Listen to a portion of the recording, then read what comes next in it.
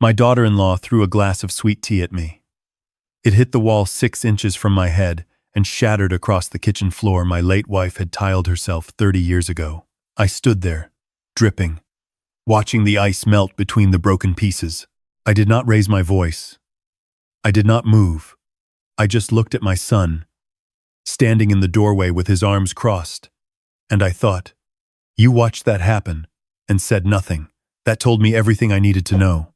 If you have ever given everything you had to people who looked right through you, this story is for you. Please hit the like button and subscribe to Revenge Accounts, and let me know in the comments where you are watching from.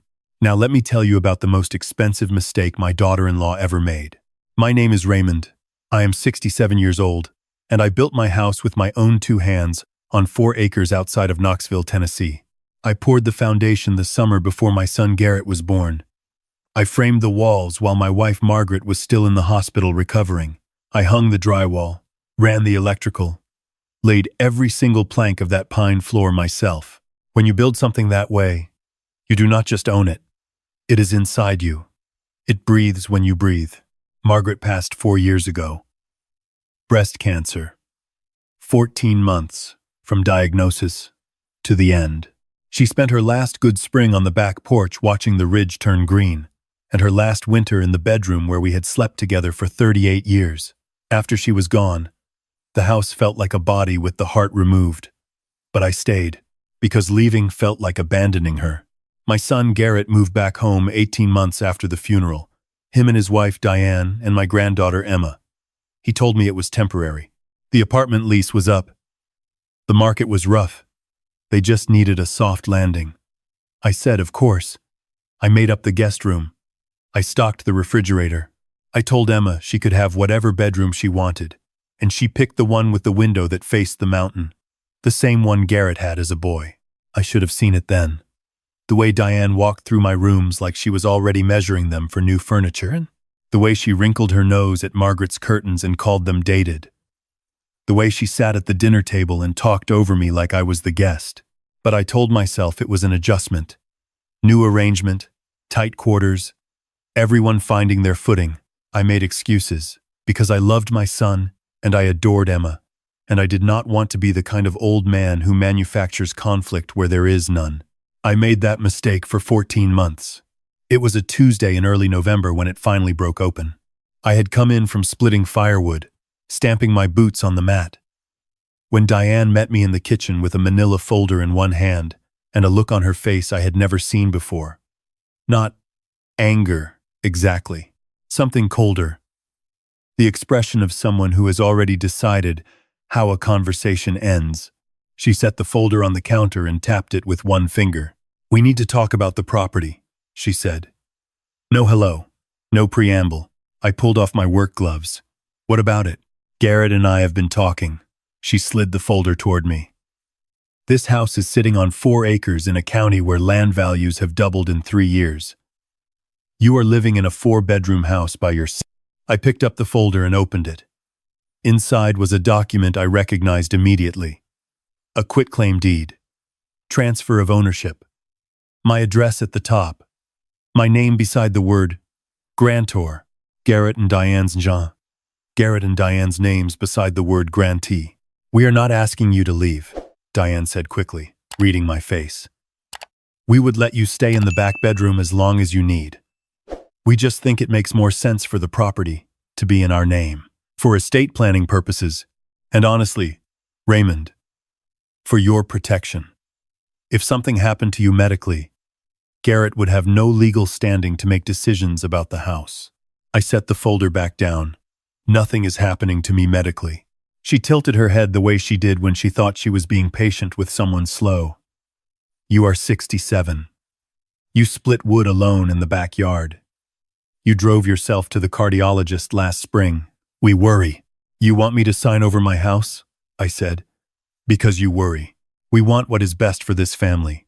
I looked past her toward the hallway, the same way I had looked past Monica toward Preston in a story someone else might tell someday. My son was standing at the edge of the kitchen, leaning on the doorframe, looking at the floor. 41 years old, and looking at the floor. Garrett, I said, is this what you want? He looked up for just a second and then back down. Dad, she is right. It just makes sense on paper. Legally, I closed the folder. No, I said. Diane blinked.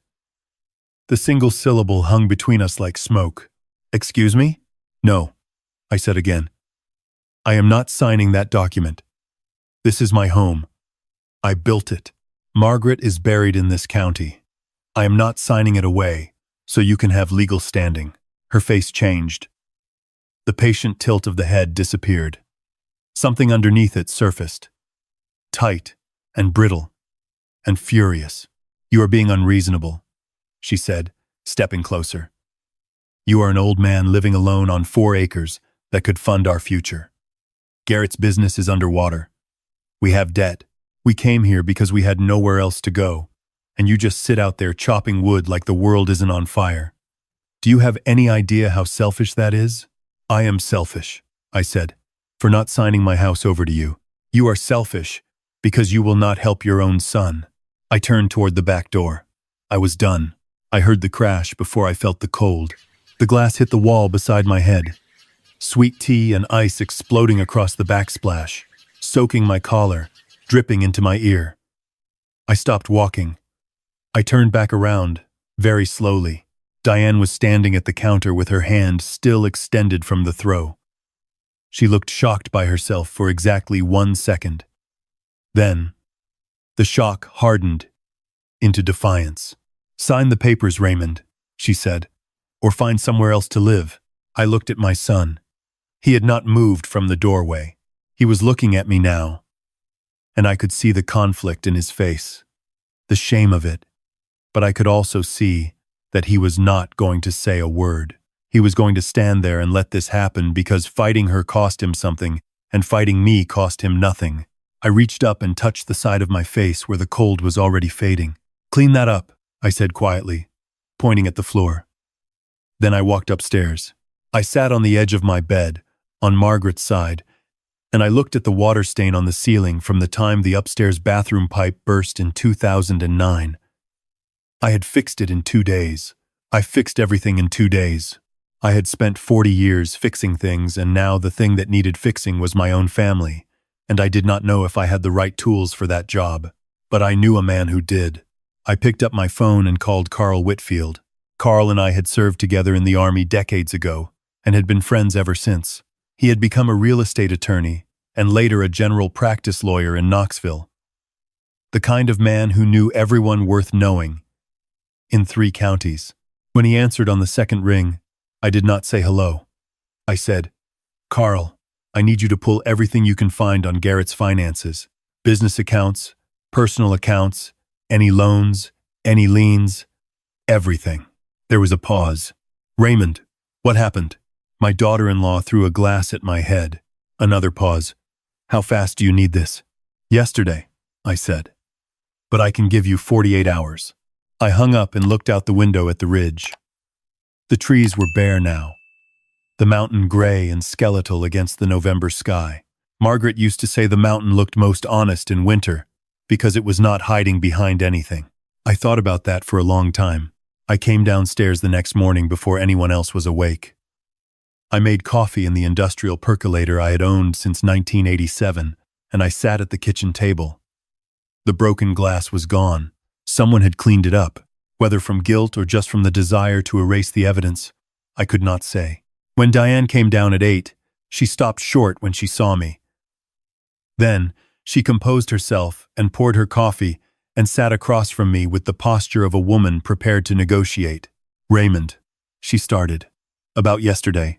Did you sleep well? I asked. She blinked. Yes. Fine. Raymond, I want to explain. Emma up yet? She is still sleeping. Raymond, I want to apologize for— No need, I said, lifting my cup. I have been thinking about what you said. You are right that the property situation needs to be addressed. I have been selfish. She stared at me. I would like to do this properly, I said. I want to invite a few of Garrett's business partners, people who can witness the signing and understand the full scope of what we are doing. I want to do it at a dinner here, this Saturday. A real meal. Something that marks the occasion. Her eyes lit up in a way she could not completely suppress. That is actually a great idea. It would look very strong to his investors. A unified family, making smart decisions together. She paused. Are you sure you are okay with this? I am an old man, I said. I want to do things right. She stood up and came around the table and put her hand on my shoulder. The touch felt like a brand. Thank you, Raymond. Really, you are doing the right thing. I nodded and looked at my coffee. As soon as I heard her heels on the stairs, I took out my phone and called Carl again. I need everything by Friday, I said. And I need you to call that investigator you used for the Harmon case. Carl exhaled slowly. Raymond, what are you planning? A dinner party, I said. Get me the investigator. The investigator's name was Patty Oakes. I know what you are picturing, and you are wrong. She was 62 years old, drove a 10-year-old Subaru, and had spent 20 years in financial crimes investigation before going private. She looked like someone's grandmother. She was the most dangerous person in any room she walked into. We met at a diner off the interstate where nobody who knew me was likely to be. She ordered pie and black coffee and put a small recorder on the table without asking permission. Tell me what you know, she said. I told her about the quitclaim deed, about the glass, about Garrett's vague references to debt and business pressure. I told her I had a bad feeling that had been building for months, the feeling of a man who has worked construction his whole life and can sense when a structure is compromised, even before the cracks show on the surface. Patty listened without interrupting. When I finished, she said, "Give me 72 hours." I drove home. I cooked dinner for Garrett and Diane and Emma, like nothing had changed. Emma helped me peel potatoes and told me about her class project, building a model of the Tennessee State Capitol out of cardboard. She had already done the dome. You have my hands, I told her, watching her work. She looked up and smiled. She has her great-grandmother's eyes. That night I lay awake and thought about Garrett as a boy, following me around job sites on Saturdays, wearing a hard hat 3 sizes too big. I thought about the day he graduated from business school, how proud Margaret had cried at the ceremony. I thought about how a man can raise a son with every intention of passing something real down to him and still end up with a stranger sitting at his table. Patty called me Thursday afternoon while I was restacking firewood. You need to pull over, she said. I stopped stacking. I am outside. Tell me. She told me. Garrett's business, a logistics consulting firm he had started 4 years ago, there was carrying close to $300,000 in unsecured debt, spread across 2 lines of credit and a personal guarantee. Garrett had signed using the house as collateral. My house. Without my knowledge. Without my signature. Or so I thought. Because Patty had pulled the loan documents from both lending institutions. And there was my signature. Harrison J. Caldwell in the original story signed his name a particular way. My signature has a specific idiosyncrasy too. I always connect the R and the A in Raymond with a fluid looping bridge, something I developed in shop class in high school and never broke. The signature on those collateral agreements did not have that bridge. The letters were disconnected. Printed almost. Someone had practiced my signature, but had not known that detail. I stood in the yard with the phone pressed to my ear and felt the cold November air move through me. There is more, Patty said. There was always more. She had tracked Diane's professional activity. Diane worked in real estate marketing, but for the past 8 months, she had been receiving commission payments from a development company called Summit Ridge Properties. Patty had done some digging. Summit Ridge was purchasing rural acreage in Knox County for a planned luxury subdivision. They had already acquired 6 contiguous parcels. My 4 acres shared a border with 3 of them. If my property were added to the group, Summit Ridge would control a continuous stretch of land large enough to break ground on the full development. The projected value of that completed project, $11 million. The value of my 4 acres to Summit Ridge as a critical piece of that puzzle. Not what the land alone was worth. What it was worth as the missing key. Diane was not just trying to get my house for Garrett's debt. She was brokering my land to her developer client. She was going to sign it over from me to them, claim the commission, and walk away with a check that had nothing to do with saving her husband's business. I sat down on the woodpile. "Patty," I said carefully, "are there signed documents anywhere?" Preliminary agreement between Diane Calloway and Summit Ridge Properties, dated September 14th. She signed as the authorized agent for the parcel. She listed herself as having power of attorney over the property. She does not have power of attorney. "I know," Patty said. "That makes this fraud." I stayed on the woodpile for a long time after I hung up. The ridge was going orange in the late afternoon light. Margaret would have been taking photographs right about now. She always said the hour before sunset in November was the most beautiful light Tennessee had. I thought about Emma upstairs doing her homework. I thought about what it would mean for that little girl if her mother went to prison. I thought about what it would mean if I did nothing. And Diane succeeded. I had buried my wife on this land. Emma had caught fireflies in this yard last summer. My grandfather's workbench was in my garage. 3 generations of this family had roots here that went down deeper than any deed recorded in any courthouse. I was not moving. I called Carl. "I need you to contact the Knox County DA's office," I said. "And I need you to find out who handles mortgage fraud at the Tennessee Bureau of Investigation." "And Carl?" "Get the documents together. The real ones. The ones that show what my signature actually looks like." Carl was quiet for a moment. "Raymond, once we make that call—" "I know," I said. "Make it." I told Diane and Garrett that I had confirmed Saturday. I told them to invite whoever they wanted to witness the signing. I went to the grocery store and bought what I needed for a proper Tennessee spread. Smoked brisket that I would start the night before. Cornbread from scratch. Green beans with fatback. Blackberry cobbler for dessert. The meal my wife used to make when something mattered. Saturday morning I was up before light. I got the brisket on the smoker while the sky was still black and the stars were out over the ridge. The smoke rose straight up in the cold, still air. I watched it drift and thought about Margaret, and thought about what she would have said about all of this. She would have been angry first. At Garrett, for letting it happen.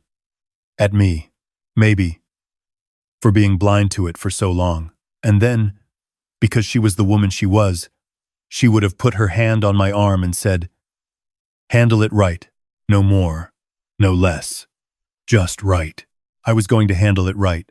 At 9 in the morning, Emma came padding into the kitchen in her socks, drawn by the smell coming off the back porch. She looked up at me with those eyes and said, "Grandpa, are we having a party?" I crouched down to her level the way you do with children when you need them to feel the weight of what you are saying. "We are having a very important dinner," I said. "After dinner, everything is going to be different. In a good way. Can you trust me on that?" She studied my face with the serious concentration of an 8-year-old trying to decide something important. "Are you going to be here?" she asked. "After?" I felt something tighten in my throat. "What made you ask that?" She reached into the pocket of her pajama top and held out a small bronze key.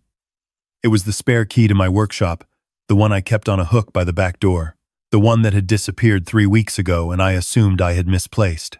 "Mama was looking at it," Emma said quietly. "She was on the phone, and she was holding your key, and she said you were going to be leaving soon, and the workshop could be a pool house." She pressed the key into my palm. I took it so she couldn't use it. I thought if she couldn't get in, maybe you would stay longer. I closed my hand around the key. My granddaughter had stolen a key to protect me. She was 8 years old, and she was braver than her father. "I am not going anywhere," I said. My voice came out rougher than I intended. "Not ever. You hear me? This is my home, and it is your home, and nobody is changing that. Tonight I am going to prove it."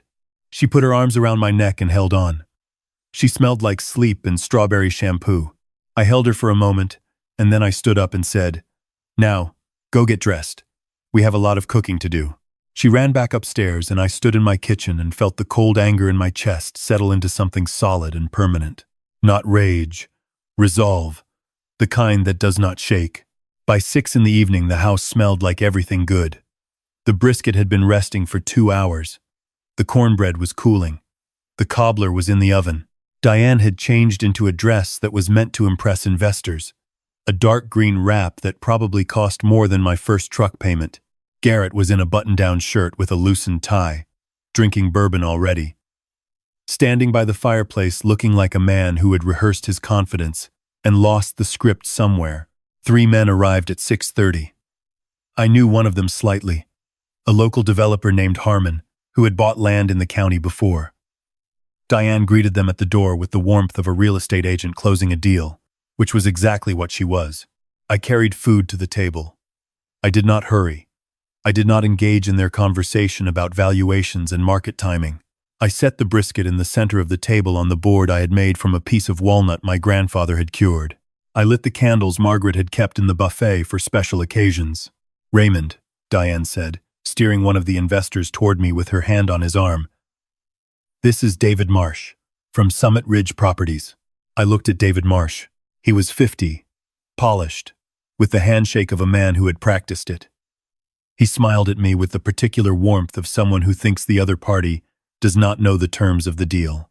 "Your property is really something," he said. "Incredible location. Your daughter-in-law has told us a great deal about it." "I am sure she has," I said. "Please sit down. The food is hot." We sat.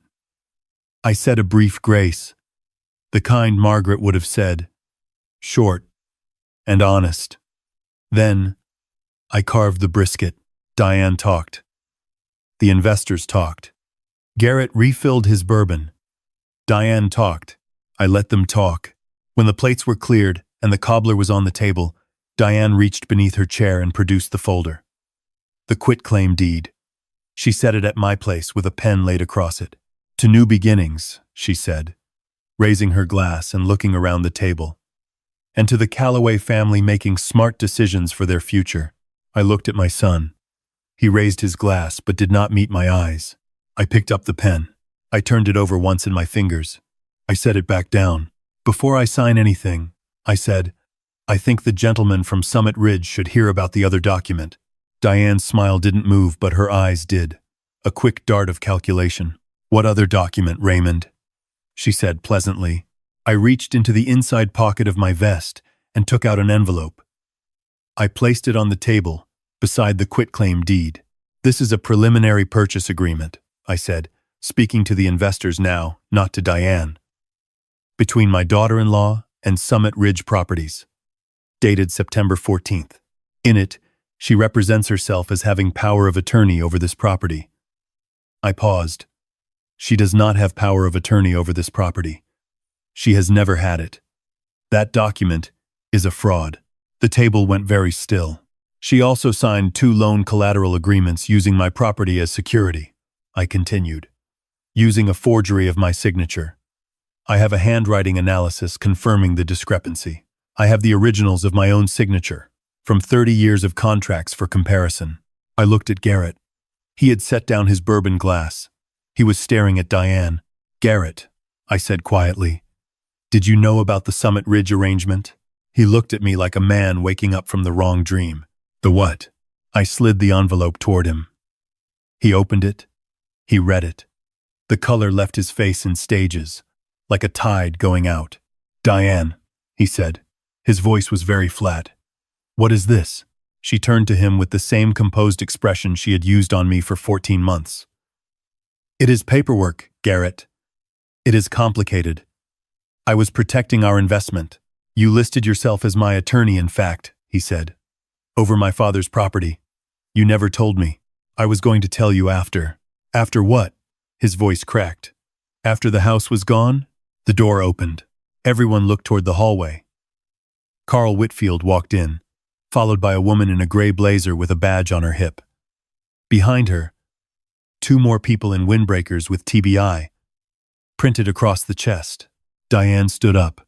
Her chair scraped back hard across my pine floor. "Who are?" She looked at me, her composure fractured, and beneath it was something I recognized from the yard, from the kitchen, from 14 months of meals at my table. The face she wore when she thought she was the only person in the room with a plan. She had not been the only person with a plan. "Diane Calloway?" the woman in the gray blazer said. "This is a mistake." Diane said immediately. Whatever he has told you, this man is elderly and confused. He forgets things. He gave me authorization months ago, and now he is recanting because the mortgage fraud unit received the loan documents yesterday, the investigator said. The handwriting analysis was completed this morning, and the preliminary agreement with Summit Ridge represents fraudulent misrepresentation to a financial institution. We have a warrant. Diane's eyes swept the table. The investors were already standing, moving away from her. The instinct of men who can smell liability. Garrett had not moved. He was still sitting, the document in his hands, reading it again, as if the words might change. She turned to him. Garrett. Garrett. Tell them I was doing this for us. For you. The debt. The business. We needed. She was going to pocket the commission from Summit Ridge, I said. I was not angry when I said it. I was just tired and honest. The property to them, the commission to her. The debt would have stayed with you, Garrett. The bankruptcy would have stayed with you. She was planning to use my land as her exit. Garrett looked at his wife. She looked back at him, and she did not deny it. That silence lasted about 4 seconds. It was the loudest 4 seconds I had experienced since they told me Margaret was gone. When they walked Diane out through the front door, she did not scream the way Monica did in someone else's story. She went very quiet instead, which was somehow worse. She looked at me once from the doorway, and I do not know what she was looking for. Mercy, maybe, or just acknowledgement. I looked back at her without expression, then I looked away first, because there was nothing left between us worth seeing. The investors left. Carl stayed to finish the paperwork. Garrett sat at the kitchen table for a long time after everyone else was gone, hunched over what was left of his cobbler, not eating. I cleaned up around him. Finally, he said, Dad, I kept washing dishes. Dad, I am sorry. I turned off the water. I dried my hands on the kitchen towel, the one with the little roosters on it that Emma had given me for Christmas last year. I turned around and looked at my son. He looked the way I had imagined he would look someday when the weight of his choices finally found him. Older than 41. Smaller, somehow, than the boy who used to follow me to job sites. I know you are, I said. I did not know about the Summit Ridge thing. I swear to God I did not know. I believe you, I said. But Garrett, you knew about the collateral. You knew the business was in trouble. You knew she was pushing you to take this house, and you did not ask the questions a man should ask. You let her do your thinking for you because it was easier than doing it yourself. He looked at the table. The business debt, I said. That is yours to resolve. I am not going to bail that out. I am not going to fix it. You are going to have to do that the way I built this house. One day at a time. With your own hands. I know, he whispered. And you are going to get a lawyer. Not mine. Your own. Because you have to start making your own decisions. He nodded. I pulled out the chair across from him and sat down.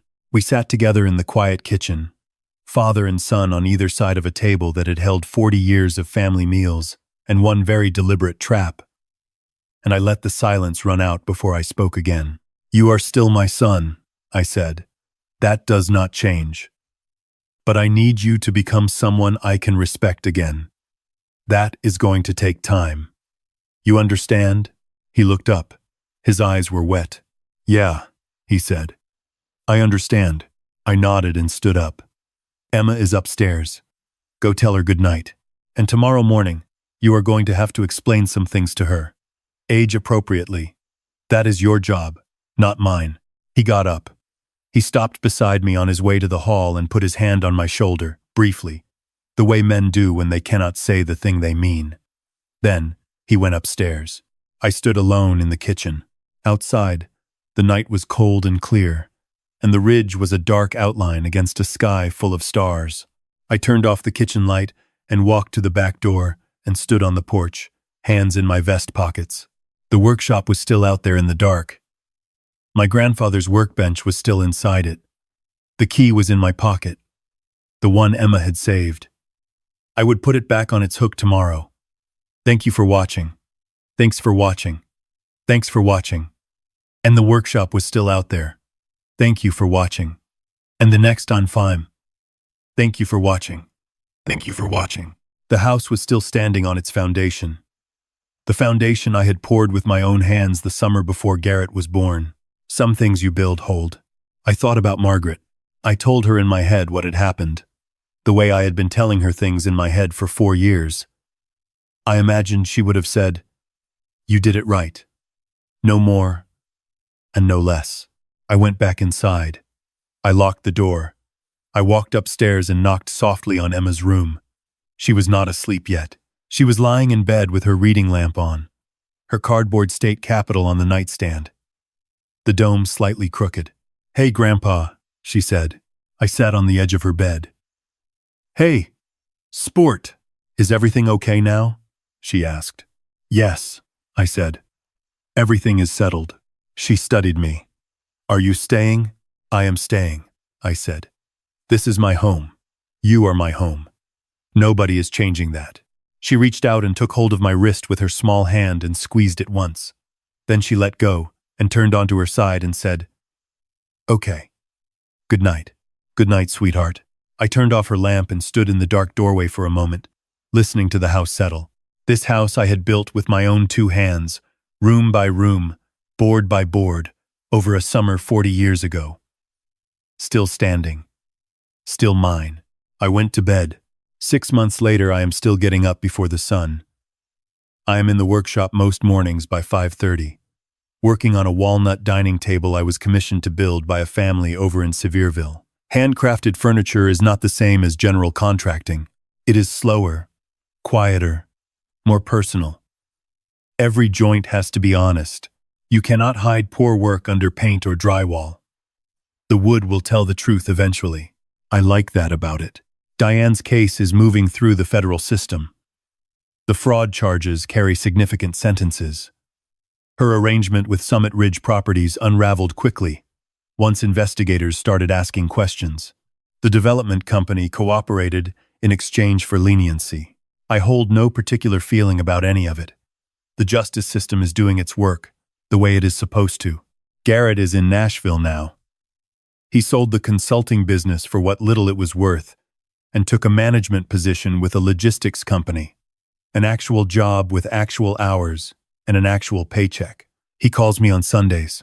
The calls are shorter than they used to be, but they are more honest. He is learning to say difficult things plainly instead of hiding them behind Diane's words. It is slow, but it is real. Emma is with me full-time now. The court agreed that stability mattered more than geography. She has the bedroom with the mountain view. She is building a birdhouse with me out in the workshop, her second project. She measured the wood herself, twice before cutting, the way I taught her. She has steady hands.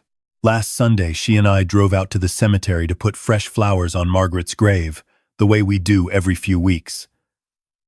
Emma has never been afraid of the cemetery.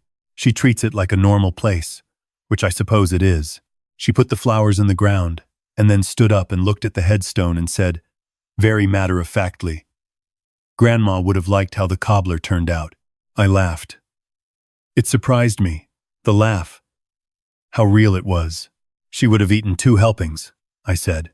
Emma nodded, satisfied, and took my hand for the walk back to the truck. The most important thing I have learned at 67 is this. What you build in secret eventually comes into the light. The dishonest structure and the honest one both reveal themselves in time. I spent 40 years building things meant to last. Houses and barns and workshops. Things people could count on. I should have applied that same standard to what I allowed inside my own doors. I let comfort become complacency. I let love become permission to be treated poorly. When someone shows you who they are, and they show you with a glass thrown at your head, you owe it to yourself and to every person counting on you to pay attention. If this story meant something to you, please hit the like button and share it with someone who needs to hear it. Have you ever had to choose between keeping the peace and keeping your dignity? Tell me about it in the comments. And subscribe to Revenge Accounts so you do not miss what comes next. Thank you for being here. It means more than you know.